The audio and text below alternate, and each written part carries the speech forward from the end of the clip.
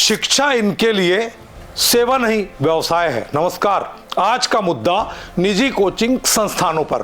निजी कोचिंग संस्थानों के लिए 2024 में कोचिंग सेंटर के रजिस्ट्रेशन और रेगुलेशन 2024 नाम से केंद्र सरकार ने गाइडलाइन जारी की थी, जिसका उद्देश्य कोचिंग संस्थानों की मनमानी पर अंकुश लगाना और छात्रों के हितों की रक्षा करना रहा। लेकिन इस गाइडलाइन को लेकर राजस्थान को छोड़ दिया जाए तो ज्यादातर राज्यों ने कोई तवज्जो नहीं दी। आखिर इस गाइडलाइन में प्रमुख बातें क्या थी?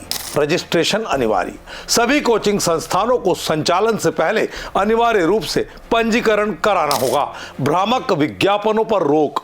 संस्थानों को अपने पाठ्यक्रम, फीस, शिक्षकों की योग्यता और सफलता दर के बारे में पारदर्शी जानकारी प्रदान करनी होगी। छात्रों की सुरक्षा। संस्थानों को फायर और भवन सुरक्षा संबंधी एनओसी प्राप्त करनी होगी।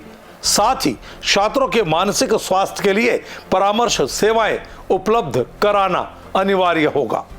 राज्यों में गाइडलाइंस के कार्यान्वयन की स्थिति। वर्तमान में उपलब्ध जानकारी के अनुसार ये तो पूरी तरह से स्पष्ट नहीं है कि कितने राज्यों ने इन गाइडलाइंस को केंद्र सरकार की भावना के अनुरूप लागू किया है या कितने राज्यों ने इसे प्रस्तावित किया है।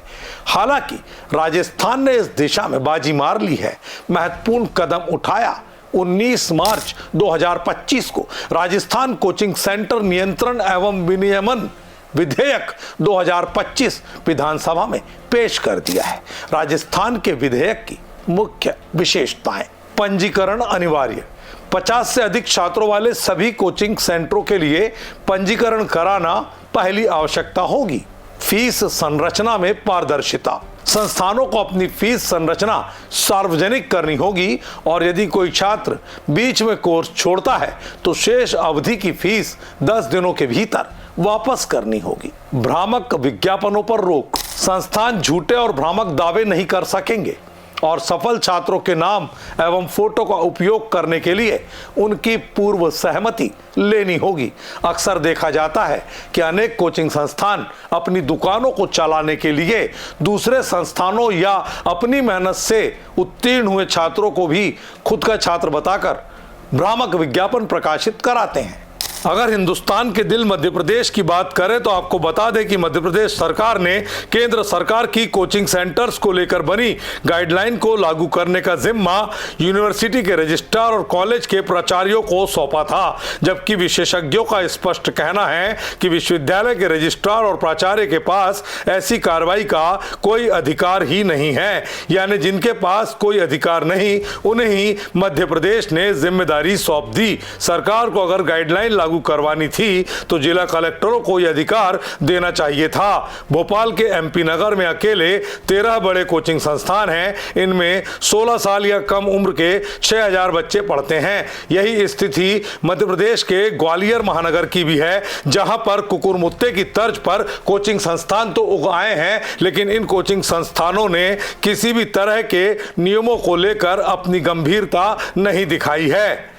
ऐसे में मध्य प्रदेश की सरकार से ये उम्मीद की जा रही है कि सरकार राजस्थान की तर्ज पर केंद्र सरकार की कोचिंग सेंटर्स के लिए 2024 को लागू की गई गाइडलाइन के अनुसार सख्ती बरतेगी। क्योंकि अगर ग्वालियर की बात करें तो पहले भी ऐसे कई मामले कोचिंग संस्थानों से आए हैं, जिनमें अभिभावकों के साथ कोचिंग के प्रबंधकों ने मनमानी रवैया अपनाया था। ऐसे में इन पर अंकुश लगाने की जिम्मेदारी जिला कलेक्टरों को अगर मध्य प्रदेश की संवेदनशील सरकार सौंप देगी तो छात्र हित में ये बड़ा कदम होगा। और जबकि हमारे मुख्यमंत्री डॉक्टर मोहन यादव खुद एक लंबा तजुर्बा उच्च शिक्षा मंत्री के नाते रखते हैं, तो अपने राजनीतिक जीवन के पुराने अनुभवों का लाभ लेते हुए जनता उनसे ये उम्मीद करती है कि मध्य प्रदेश में कोचिंग संस्थानों को लेकर केंद्र सरकार की गाइडलाइन पूरी सख्ती से लागू की जाए। अगर राजस्थान की बात करें तो राजस्थान में कोटा सीधे तौर पर आत्महत्या की राजधानी बनता जा रहा था। पिछले आंकड़े बताते हैं कि बच्चों में इतना मानसिक दबाव बना दिया जाता है कि कोचिंग संस्थान उनके भविष्य का डर दिखाकर उनको पूरी तरह से अवसादग्रस्त कर देते हैं और जब बच्चा परफॉर्म नहीं कर पाता तो असमय वो मौत को गले लगाता है और ये नुकसान उस अभिभावक का होता है जो अपने सपनों को बच्चों की आंखों से पूरा करते देखना चाहते हैं। ऐसे में राजस्थान सरकार का ये नियम वाकई में एक कारगर कदम साबित होगा और उम्मीद की जानी चाहिए कि राजस्थान की तर्ज पर दूसरे राज्य भी कोचिंग संस्थानों को लेकर केंद्र सरकार के 2024 के दिशा निर्देशों का पालन ईमानदारी से कराएंगे ताकि अभिभावकों की गाढ़ी कमाई पर कोचिंग संस्थान धंधे के नाम पर किसी भी तरह का ऐसा काम ना कर सकें कि उनकी गाढ़ी कमाई बच्चों के भविष्य के नाम पर लुटती जाए और कोचिंग संस्थान इस बात को पूरी तरह से ईमानदार बनकर निभा सकें कि वो पहले शिक्षक हैं बाद में व्यापारी।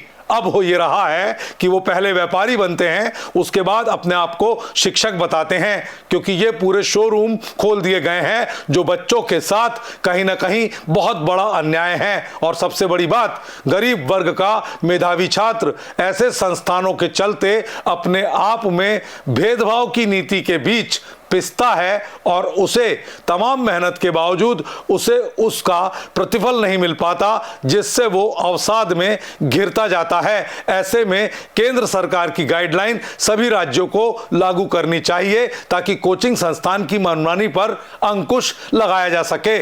आज के मुद्दे में इतना ही। नमस्कार। देश दुनिया की सभी खबरें देखने के लिए जुड़े रहिए आचरण न्यूज से। आचरण न्यूज, हर कदम आपके साथ।